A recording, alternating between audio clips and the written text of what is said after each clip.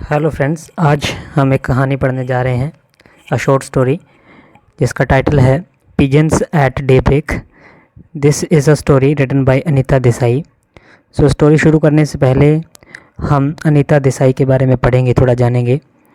अनीता देसाई जो हैं वो एक इंडियन इंग्लिश ऑथर हैं और इनको कई बार many times she has been shortlisted for Booker prize. हालांकि उनको कभी मिला नहीं, लेकिन उनको कई बार बुकर प्राइज़ के लिए जो है वो नॉमिनेट किया गया है, शॉर्ट लिस्ट किया गया है। इनके एक बुक थी, एक नॉवल था जिसका नाम था फायर ऑन माउंटेन। उसको साहित्य अकेडमी अवार्ड मिला था। और ये एक बहुत ज़रूरी बात जो है बताने वाली कि ये जो इंडियन इंग्लिश ऑथर हैं किरण देसाई, उनकी मदर हैं। सो किरण देसाई की मदर हैं ये, और इंग्लिश में ही ये लिखती हैं। किरण देसाई भी इंग्लिश में ही लिखती थी। तो इनके जो कुछ फेमस नॉवेल्स हैं, जैसे क्राई द पीकॉक, ये सबसे पहला नॉवल था इनका जो 1963 में पब्लिश हुआ था। इसके बाद voices in the city, fire on the mountain, the zigzag way, fasting feasting, कई इनके नॉवेल्स हैं। और उनमें सबसे जो फेमस रहा वो था फायर ऑन द माउंटेन, जिसके लिए इनको साहित्य अकेडमी अवार्ड मिला था। इसके बाद हम आते हैं स्टोरी पे। ये जो स्टोरी है ये इनका एक कलेक्शन था स्टोरीज़ का, शॉर्ट स्टोरीज़ का, जिसका टाइटल था games eight Twilight and other stories. So games eight Twilight and other stories में से इसको लिया गया है। ये एक शॉर्ट स्टोरी है, बहुत ही बेसिक सी छोटी सी कहानी है। और ये एक ओल्ड कपल जो है, एक बूढ़ा जो दंपति है उसकी कहानी है, जो कि दिल्ली में रहते हैं, दिल्ली के दरियागंज में। और जो हस्बैंड है जिसका नाम है मिस्टर बसु, वो एक मरीज़ है, एक बीमारी से जूझ रहा है। उसको बीमारी है अस्थमा की, और इसी वजह से जो है वो बहुत ही इरिटेटेड है, बहुत ही चिड़चिड़ा हो गया है, बहुत ज़्यादा गुस्सा करता है अपनी पत्नी पर। और उसकी पत्नी जो है, जिसका नाम ओटिमा है, वो बहुत ही डिवोटेड है, बहुत ही समर्पित है अपने पति के लिए। वो उनकी हर जो सहायता है करती है। और उधर जो बसु है वो अपनी पत्नी पर चिल्लाता है, उसको ऑर्डर, एक तरह से हम कहें तो ऑर्डर मारता है उस पर। तो ये स्टोरी जो है वो इन दो कपल्स के बारे में ही है, सॉरी इस एक कपल के बारे में है, पति पत्नी के बारे में। और ये स्टोरी जो है वो बहुत ही छोटी है, ये लगभग 10-12 घंटों में इस कहानी ये जो है पूरी हो जाती है। तो ये कहानी जो है, हम इसकी समरी पे आ जाते हैं। ये जो कहानी है ये मिस्टर बासु और ओटिमा की है।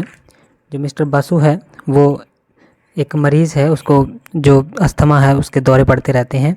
और जब ये कहानी शुरू होती है तो वो बालकनी में बैठा हुआ है कुर्सी के ऊपर, और क्योंकि वो खुद अखबार नहीं पढ़ सकता तो अपनी पत्नी को बार बार कहता है, चिल्ला चिल्ला कर कहता है कि वो आए और उसके लिए अखबार पढ़े। लेकिन क्योंकि वो उसकी पत्नी जो है वो बिज़ी है रसोई में काम करने में, तो वो थोड़ा लेट हो जाती है। और जैसे वो आती है तो वो उसको जो मेन जो हेडलाइंस हैं खबर आती है, तो उसी में वो लास्ट पे जो एक ज़रूरी है बात वो बताती है कि आज जो है रात को उनके यहाँ पे जो बिजली है वो नहीं आएगी।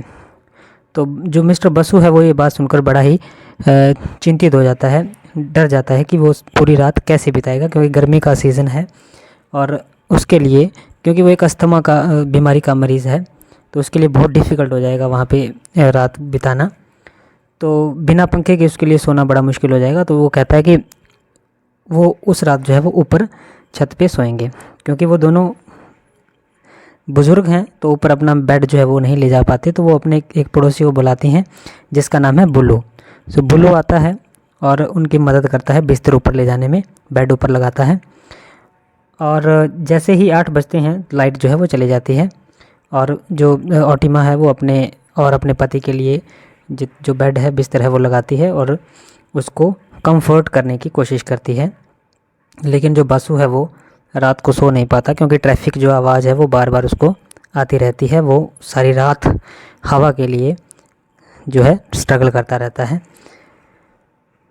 और सुबह जल्दी वो उठकर अपनी पत्नी को बुलाता है, उसको कहता है कि उसको सांस नहीं आ रही, वो सांस लेने में डिफ़िकल्टी फील कर रहा है। तो जो ओटिमा है वो उसकी छाती पर मालिश करती है ताकि उसको थोड़ा अच्छा महसूस हो। और तभी वो नीचे जाती है और तो उसको पता चलता है कि जो लाइट है वो आ गई है, बिजली आ गई है। और वो ये बात बताने के लिए ऊपर छत पर आती है बसु को कि जो बिजली है वो आ गई है। लेकिन जैसे ही वो ऊपर आती है तो उससे वो बात करती है और उसको बताती है कि अब हम जो है पंखे के नीचे सो सकते हैं, नीचे जाके। लेकिन आगे से बसु कहता है कि नहीं, मैं यहीं आराम करना चाहता हूँ क्योंकि मौसम अब ठंडा हो गया है। सुबह सुबह जो यमुना नदी है, आपको पता है दिल्ली में से जो गुजरती है नदी, उसकी जो ठंडी हवा है उसको आ रही होती है। और बसु जो है वो ऊपर देख रहा होता है, उसका मुंह खुला हुआ है।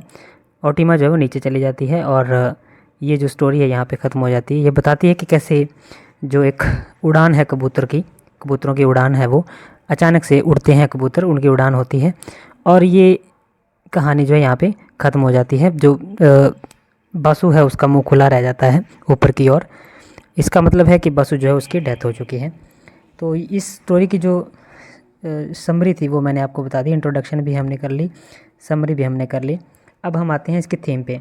तो जो थीम है वो यही है कि कैसे एक जो ओल्ड कपल है वो स्ट्रगल करता है। आपने अगर स्टोरी को डिटेल में पढ़ा हो तो आपने देखा होगा कि उनके जो बेटा है जो भिलाई में रह रहा है, उसका उनको लेटर आता है। यहाँ पे ये बताने की कोशिश की गई है कि कैसे जो एक इंसान है वो अपनी आजीविका के लिए स्ट्रगल करता है, इनकम के लिए या सरवाइव करने के लिए स्ट्रगल करता है, लेकिन वो अपने घर पे अपने माँ बाप के साथ नहीं रह पाता। और ओल्ड जो कपल है, जो बूढ़े बुजुर्ग माता पिता हैं, उनको अकेले ही इस उम्र में स्ट्रगल करना पड़ता है। तो ये जो बेसिक थीम जो है स्टोरी की वो यही है। इसके अलावा इसमें जो करैक्टर्स हैं, वो मेन जो करैक्टर हैं वो दो ही हैं, बसु एंड ओटिमा। तो आपको पता है बसु जो है वो बीमार है, उसको अस्थमा है, और ओटिमा उसकी पत्नी है जो कि बहुत ही ज़्यादा डिवोटेड है। इस पर क्वेश्चन आ सकता है आपको करैक्टर स्केच के लिए, बसु का और ओटिमा का।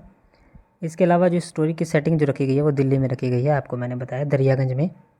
और एंडिंग जो होती है स्टोरी की वो बहुत ही ट्रेजिक है, क्योंकि लास्ट पे जो बसु है उसकी डेथ हो जाती है। तो ये स्टोरी है। टाइटल जो है, टाइटल किस बात को इंडिकेट करता है? Title pigeons at daybreak. Pigeons यानी कि कबूतर, डे ब्रेक जैसे ही दिन शुरू होता है, सुबह सुबह मॉर्निंग में जो पिजन्स हैं उड़ते हैं, उनकी फ़्लाइट होती है। उसको एक सिंबॉलिक तरीके से बताया गया है कि कैसे जो बसु है उसकी आत्मा जो है, उसकी सोल जो है वो कबूतरों की भांति हवा में उड़ गई है, यानी कि वो फ्री हो गया है, वो आज़ाद हो गया है। तो ये फ्रीडम भी इस स्टोरी की एक थीम है, फ्रीडम भी इसकी एक थीम है, इस स्टोरी की फ्रीडम। इसके अलावा जो स्ट्रगल है, ज़िंदगी का जो स्ट्रगल है, वो भी इसकी थीम है। तो ये एक बेसिक सी छोटी सी स्टोरी है जो उम्मीद है, मुझे लगता है आपको समझ में आ गई होगी। Thank you.